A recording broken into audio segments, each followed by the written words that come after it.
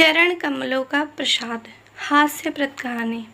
एक बहुत धनवान सेठ था।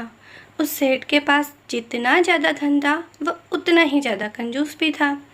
1 रुपया खर्च करने से पहले भी वह सेठ पहले ये सोचता था कि उसकी भरपाई कैसे होगी। कभी अगर थोड़े से पैसे खर्च भी हो जाए तो उसे रात को नींद ही नहीं आती थी। इस सेठ के रिश्तेदार और दोस्त हमेशा उससे दावत मांगते थे, लेकिन किसी न किसी बहाने से सेठ उन्हें टाल दिया करता था। एक बार व्यापार में सेठ को बहुत बड़ा मुनाफा हुआ। सेठ के दोस्त और रिश्तेदार उसके पीछे पड़ गए कि अब तो उसे दावत देनी ही पड़ेगी। सेठ ने उन्हें काफ़ी टालने की कोशिश की, लेकिन वह नहीं माने।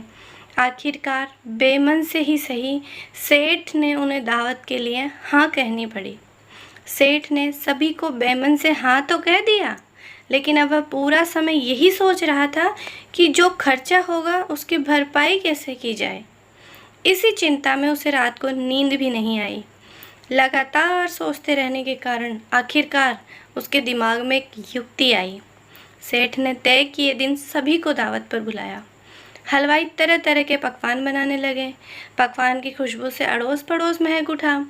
एक तरफ जहाँ सभी लोग पकवानों की खुशबू में खोए हुए थे, दूसरी तरफ सेठ ने अपने नौकरों को बोलकर सभी के चप्पल और जूते बोरों में भरवा लिया और शहर में व्यापारी के पास गिरवी रखवाने के लिए बोल दिया।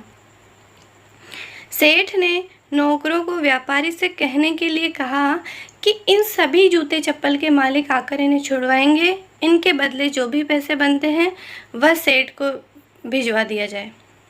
व्यापारी ने सेठ की बात मानते हुए सभी जूते चप्पलों को गिरवी रख लिया और उनके बदले में अच्छी तरह रकम सेठ को भिजवा दी।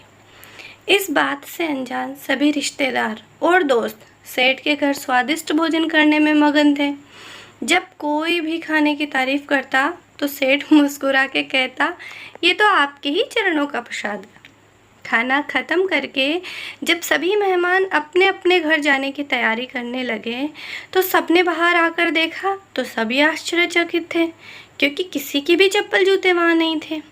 सभी सोच में पड़ गए कि इतने सारे जूते चप्पल कहाँ जा सकते हैं।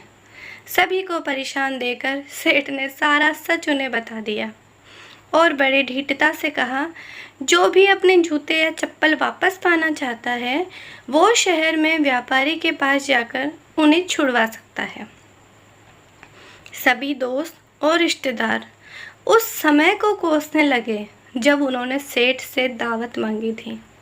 सभी सेठ को भला बुरा कहते हुए वहाँ से वापस चले गए और सेठ अपनी बुद्धिमानी पर इतराते हुए मुस्कुराने लगा।